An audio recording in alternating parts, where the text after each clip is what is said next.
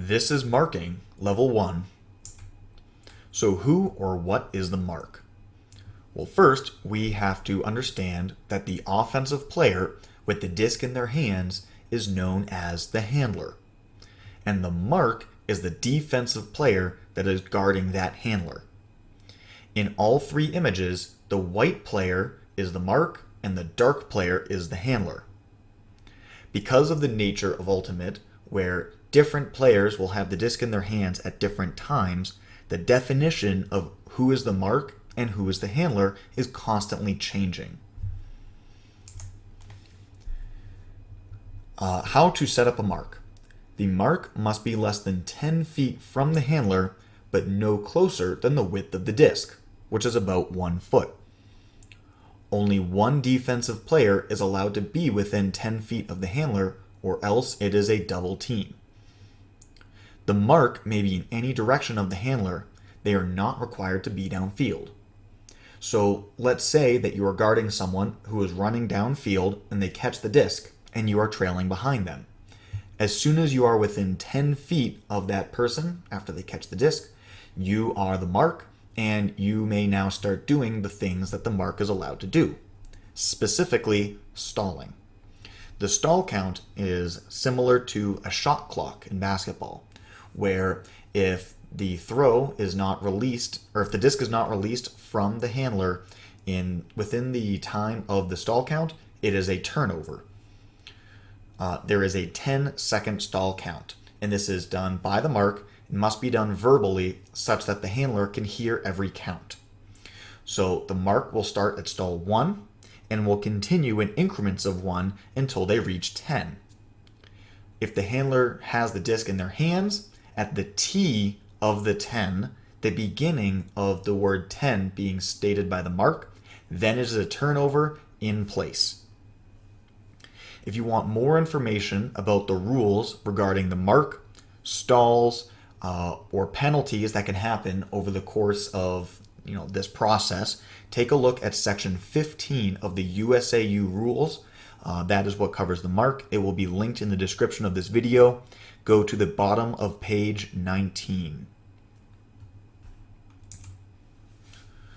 So what is the mark trying to accomplish? In addition to doing a stall, they will also be establishing a force. So at the beginning of every point, the team will collectively agree on what force will be used. You will either have a force home or a force away. Home is towards the sideline where all of our stuff is, and away is the other side. The side we are forcing will be the open side. That will be the unguarded side. And the side that you are guarding is known as the break side.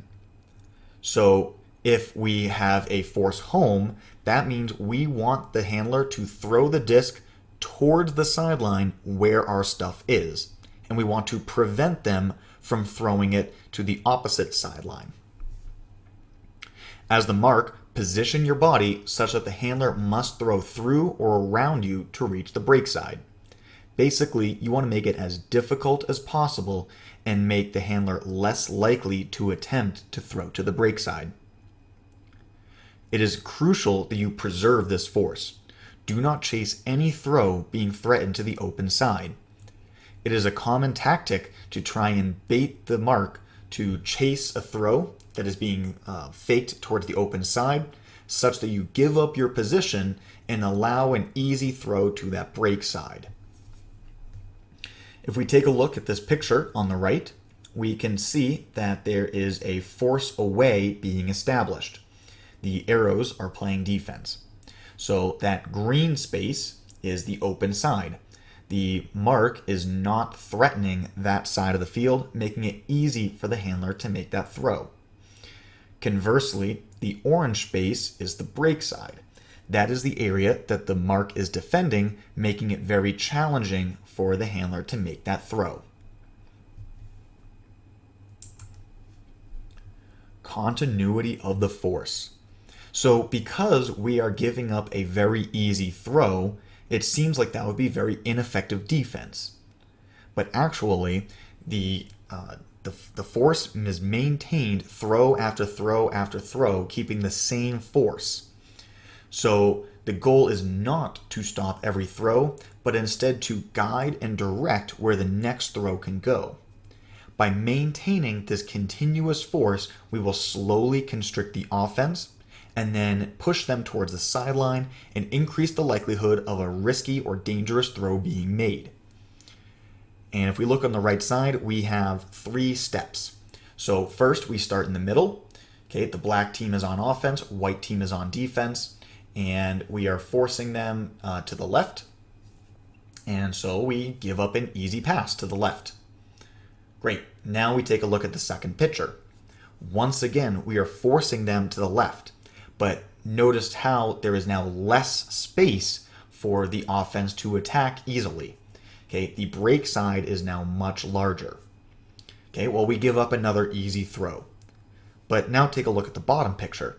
There is almost no space at all for the offense to make a throw.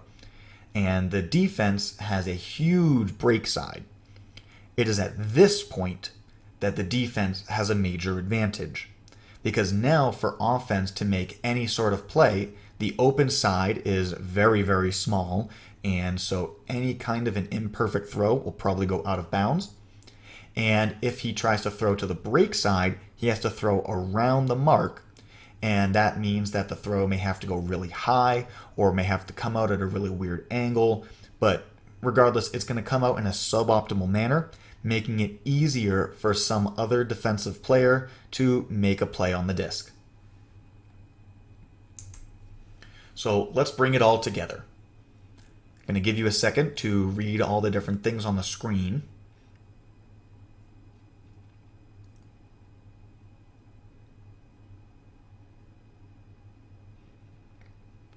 So we have the black dots are the offensive players, and the black bars are the defensive players. The bars show the shoulder orientation of the defense, and the white dot is the disc.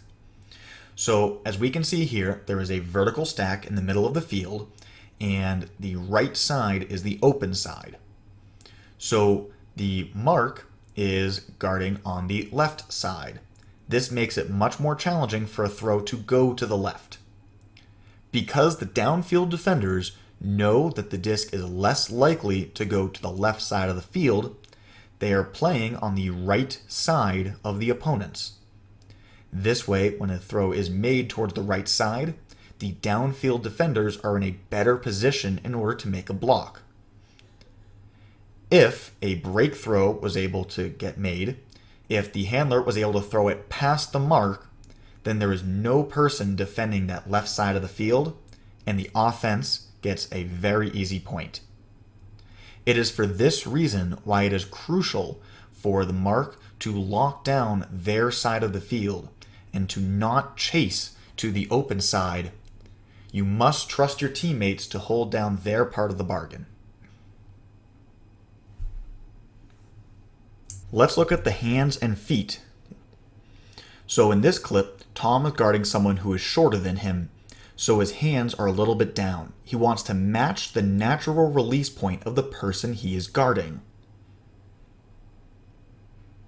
Now he's guarding someone a little taller than him, so his hands are up a little above his shoulder. You want to match the height of the person that you are guarding and their natural release point. Now look at some feet. So notice how I never have my feet cross past each other, and I don't even let my feet come together to the point where they are narrower than my shoulders. This allows me to have a lot of control, be very bouncy, and stay in front of the play at all times